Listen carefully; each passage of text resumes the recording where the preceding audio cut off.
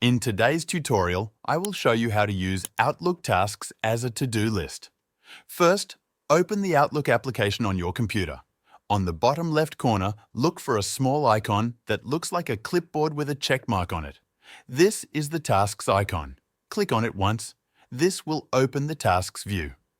Now that you're in the Tasks section, look toward the top of the window and click on the button that says New Task. A new window will appear. This is where you can create your task. At the top, you'll see a space labeled Subject. This is where you write the name of the task. For example, you could type Wash the car or Finish project report. Write something that clearly tells you what the task is about. Below that, you'll see options to set the start date and due date.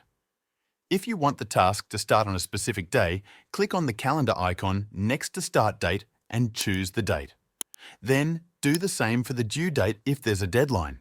You can also set the status of the task. Click the drop-down menu next to Status and choose from options like Not Started, In Progress, and Completed. This helps you keep track of how far along you are. Right below the status, there is a field called Percent Complete. If you want to track your progress more specifically, you can enter a percentage here. For example, if you're halfway done, type in 50%.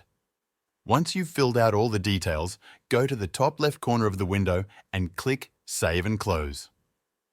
This will save your task and add it to your to-do list. After saving, you will see the task appear in your Tasks view. It may be grouped by date or category depending on your settings. You can change how tasks are grouped or sorted by clicking the View tab at the top and selecting how you want to see them. You can update the status, change the due date, or add more details. That's all for this tutorial. Thanks for watching.